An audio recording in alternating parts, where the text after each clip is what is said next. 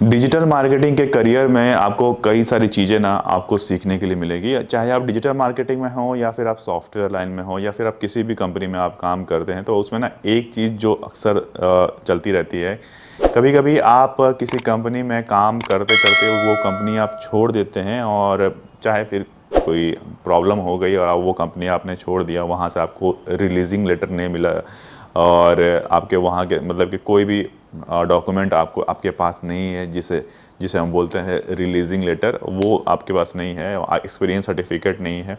तो ये सारी चीज़ें अगर जब आपके पास नहीं होती है, तो जब आप नेक्स्ट कंपनी में इंटरव्यू देने के लिए जाते हैं और रिज्यूमे में अगर आपने मेंशन किया हुआ है लास्ट कंपनी के बारे में, तो आपसे वो डॉक्यूमेंट्स रिक्वायरमेंट होती ही होती है और वो ज़रूर मांगती है। और खुदा ना खास्ता अगर आप किसी अच्छी कंपनी में चले गए ना, तो वो मतलब वेरीफाई और चेक ज़रूर करते हैं। पहली बात, कब जब भी आप किसी कंपनी को छोड़ रहे हैं तो उनके बारे में कभी भी एक गलत इम्पैक्ट या फिर एक लड़ाई करके या फिर आप झगड़ा करके अगर आप छोड़ रहे हैं, तो ये काम करना बिल्कुल बंद कर दीजिए। कभी भी ये काम मत कीजिए। ये बहुत ज़्यादा इम्पैक्ट करता है आपके पूरे करियर को।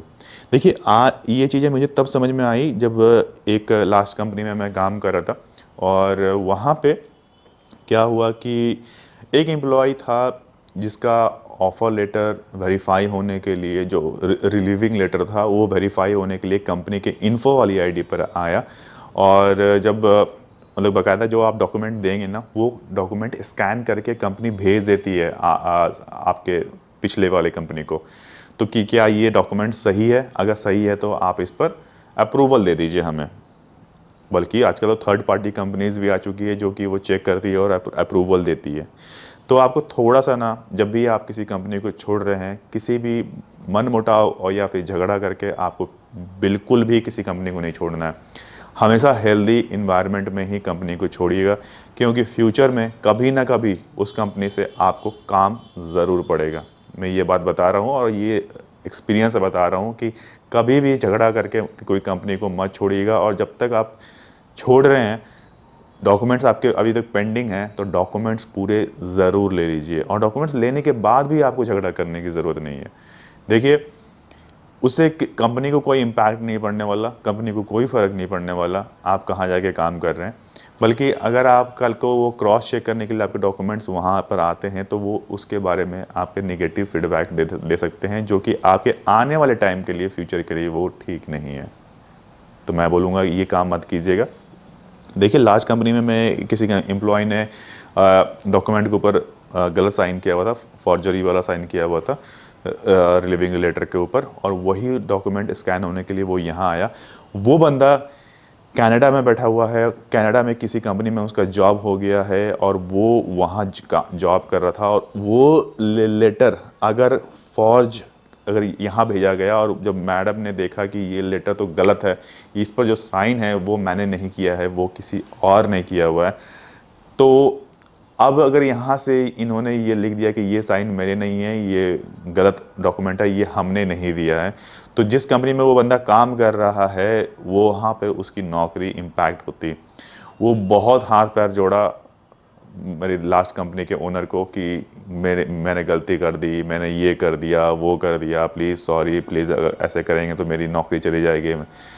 चलिए, लास्ट कंपनी वाले जो ओनर थे वो समझदार थे, वो बोले कि हम नहीं चाहते तुम्हारा करियर कहीं से ख़राब हो, बट काम तो तुमने गलत वाले किए हैं, तो लेकिन फिर भी इन्होंने अप्रूव कर दिया। देखिए, हर ओनर इस तरह का नहीं मिलेगा आपको, जो कि आपके मतलब डॉक्यूमेंट को इस तरह से मतलब कि आपको इंटरटेन करे।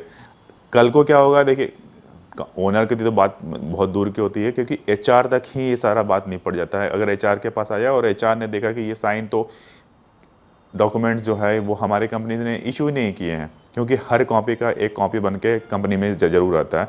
तो इसलिए मैं नहीं बोलूँगा कि आप किसी भी तरह का कोई भी फॉर्जरी कीजिए और वहाँ पर अपने डॉक्यूमेंट्स इस तरह के सबमिट कीजिए। फिर से बोलूँगा, हेल्दी इन्वायरमेंट में रिज़ाइन कीजिए और फिर जाइए। अब मैं आता हूँ कि बाई चांस अगर आपने कोई कंपनी छोड़ दिया है, वहाँ से डॉक्यूमेंट्स नहीं लिए हैं और वो कंपनी बंद हो गई है, ठीक है, अब आप सोच रहे हैं कि क्या किया जाए। देखिए, आप जब कोई ना कोई जब कंपनी ज्वाइन किया होगा, तो आपको ऑफर लेटर दिया होगा या फिर ऑफर मेल दिया होगा, उसकी कॉपी आप ज़रूर निकलवा लीजिए। वो ज़रूरी है। कोई ना कोई डॉक्यूमेंट ऐसा हो जिससे कि लगे कि भाई आपने काम किया है उस कंपनी में। ऐसा नहीं चलता है कि आप बोलेंगे नहीं हमें तो कोई डॉक्यूमेंट मिला ही नहीं वहाँ से। कोई ये बात मानने को तैयार नहीं होगा जब तक आपको ऑफर लेटर या अपॉइंटमेंट लेटर ना मिले, उस कंपनी में काम नहीं करना है। ठीक है, अपॉइंटमेंट लेटर बिना बिना मिले उस कंपनी में कभी मकाम मत कीजिएगा। फिर जब आप धीरे धीरे करके आगे बढ़ते हैं तो देखिए, बाई चांस आपके पास आपने वो कंपनी बंद हो गई, आपने कोई ऑफर लेटर नहीं लिया, आपने कोई ऑफर लेटर तो लेना जरूरी है, कोई रिलीजिंग लेटर नहीं लिया, रिलीविंग लेटर नहीं लिया, आपने कोई एक्सपीरियंस लेटर वहाँ से नहीं लिया, तो देखिए आप जो नेक्स्ट कंपनी है ना, कोशिश कीजिए कि वहाँ पर आप अपना अगर बैंक स्टेटमेंट शो करते हैं कि देखिए मैंने इतनी सारे जो पैसे हैं, जो सैलरी है, सैलरी वहाँ लिखा हुआ आता है बाकायदा कि सैलरी है ये, और 1 तारीख को 2 तारीख को ये आपके अकाउंट में क्रेडिट हो रहा है, तो वो आप दिखा सकते हैं और वो वैलिड डॉक्यूमेंट में काम आता है। मतलब कंपनी मान जाती है कि हाँ ये बात सही है कि इस पर्टिकुलर करंट अकाउंट से आपके इस अकाउंट में आपके डॉक्यूमेंट्स मतलब कि आपके पैसे आए हैं, तो इसका मतलब है कि आपने काम किया है। तो ये चीज़ें आप वहाँ पर दिखा सकते हैं, कंपनी मान जाती है। ये मैंने देखा हुआ है, खास करके मैंने देखा था कि एससीएल का एक डॉक्यूमेंट वेरीफाई होने के लिए मेरे फ्रेंड का किसी के पास गया था, और वहाँ पर उन्होंने थर्ड पार्टी रखी हुई है। एससीएल के पास इतना टाइम नहीं है कि वो आपके डॉक्यूमेंट वेरीफाई करे, तो उन्होंने थर्ड पार्टी एक मतलब हायर कर रखा है। उनके वेरिफिकेशन के लिए वो कंपनी वहाँ गई, और वो कंपनी वहाँ बंद हो चुकी है, और वो कंपनी वहाँ एग्जिस्ट भी नहीं करती है, और उसके ईमेल आईडी बंद हो चुका है, उसका फ़ोन नंबर बंद हो चुका है, सब कुछ बंद हो चुका है। तो एम्प्लॉयर से बोला गया कि भाई आपने जो एक्सपीरियंस लेटर दिया है वहाँ तो वो कंपनी एग्जिस्ट नहीं करती है, ना मेल आईडी है, ना फ़ोन नंबर है, कोई ओनर का नंबर है तो आप दे दीजिए जिससे हम वेरीफाई कर सकें, और उनसे कोई डॉक्यूमेंट कंपनी का मांगे कि कोई डॉक्यूमेंट है आपके पास कंपनी का जो कि ये एग्जिस्ट करती है। तो उसके पास वो भी नहीं था। ठीक है, तो इसने क्या किया कि उससे पूछा गया कि भाई अपना बैंक स्टेटमेंट दिखा दीजिए पास्ट का 2 साल पहले का, जिसमें आपका ये हो कि आपने सैलरी ली है, हम उससे भी मान जाएंगे। रियलिटी है ये। तो इस तरह का सिचुएशन बनता है। तो मैं आपसे बोलूँगा अगर बैंक स्टेटमेंट है तो वो अकाउंट को क्लोज़ मत कीजिएगा कभी भी जिसमें आपकी सैलरी आ रही होगी आपके पिछले कंपनी की। ठीक है, बाकी आज के लिए बस इतना रखते हैं। मुझे लगता है आपके सवाल का जवाब दे दिया, तो आज के लिए बस इतना रखेंगे। फिर मिलेंगे बहुत ही जल्दी नेक्स्ट वीडियो में। तब तक के लिए टेक केयर, नमस्कार।